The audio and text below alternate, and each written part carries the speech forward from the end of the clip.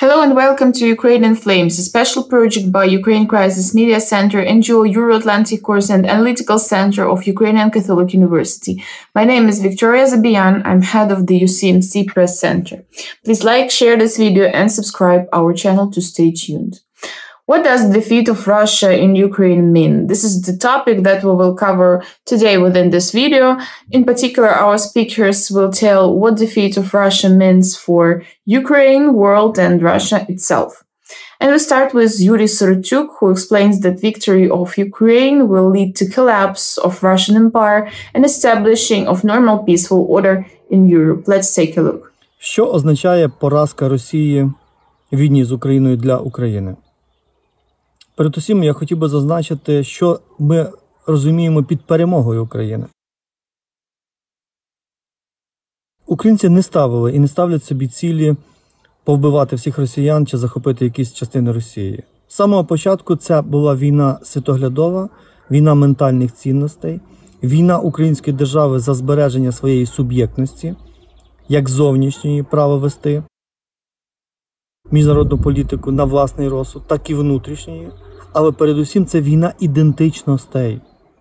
Росія довго наполягала, що Україна є частиною російської імперської ідентичності, що жодної незалежної України немає, що українці – це такі самі росіяни, які збаламучені націоналістичною пропагандою. Як виявило, перша фаза, гаряча фаза російсько-української війни між українцями і росіянами – ментальна прірва, і цю прірву викопали самі росіяни. Бо всі свої вкладення в війну проти України, яка тривала з першого дня незалежності України, через політичну агресію, економічну агресію, енергетичну агресію, росіяни самі знищили, влявши мільярди доларів в Україну, щоб зберігати тут вплив політичний, економічний і передусім культурно-ментальний. Широкою російською військовою агресією росіяни знищили це все і показали, що є дві різні країни, два різних простори. Є європейська Україна, яка відбулася, є українська ідентичність, є право України мати свою суб'єктність, і є імперська Росія, яка, втративши Україну, втрачає всі свої геополітичні здобутки. 8 років тому, коли ми говорили, що Україна єдина країна в світі, яка здатна військово протистояти Росії, це здавалося таким авансом. Зараз уже очевидною істиною є те, що ми здатні не лише протистояти Росії, але протистояти ефективно і перемагати в цій війні. Для України перемога в російсько-українській війні означатиме, що Україна нарешті відбулася як європейська країна, як велика європейська країна, яка знайшла свою місію захищати європейські цінності, захищати свободу перед азіатською Росією, яка після втрати України, очевидно, стає азіатською імперією.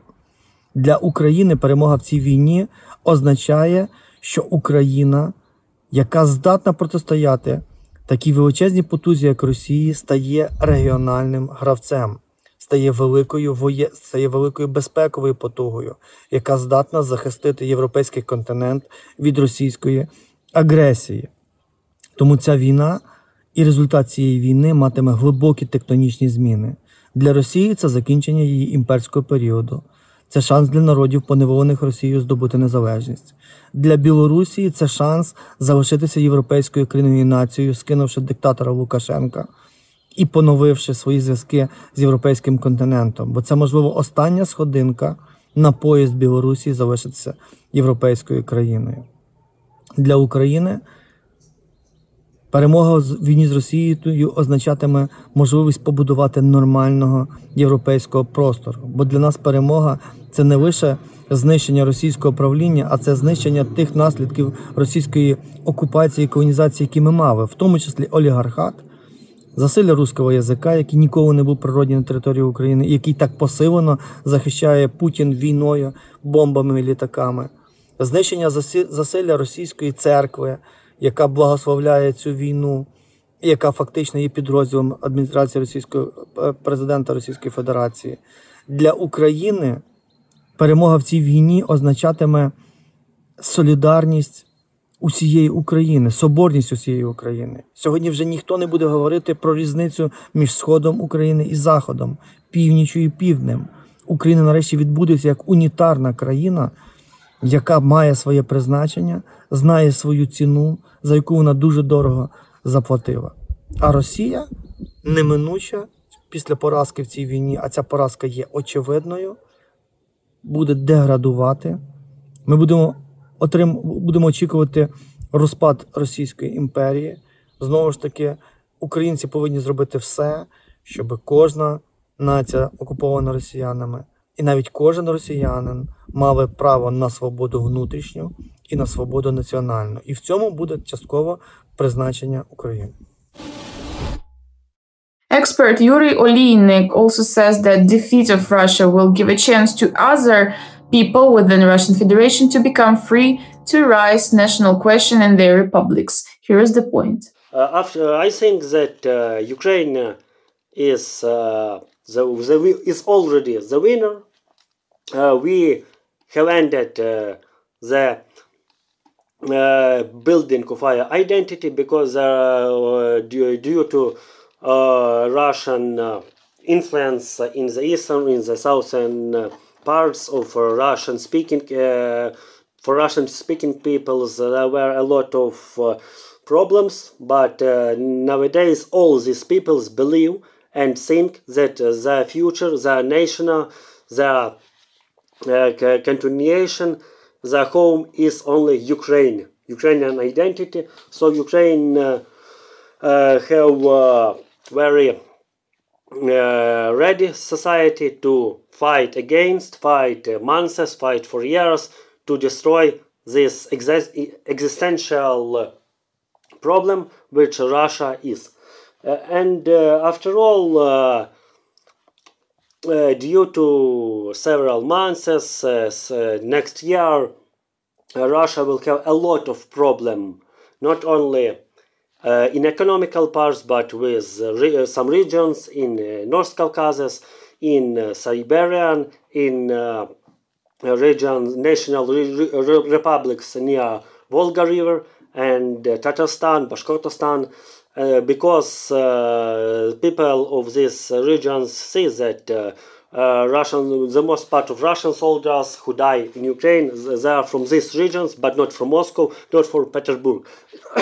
And Western countries, civilization world, and Ukraine could help these movements of regionalist movements, national movements against Russian Empire in Russia.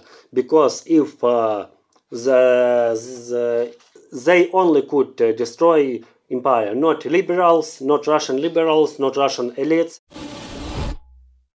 Andreas Umland, analyst of the Stockholm Center for Eastern European Studies, also sent us his comment. According to his point of view, the result of war and experience that we already have will influence European countries and make them rethink their attitude to security policy. What kind of rethinking it is going to be? It depends on the result of war. Many countries and politicians and governments will learn from this experience and what can be expected if the West continues to behave like it is currently behaving, if especially the European Union and countries like Germany continue to behave in the way they currently believe.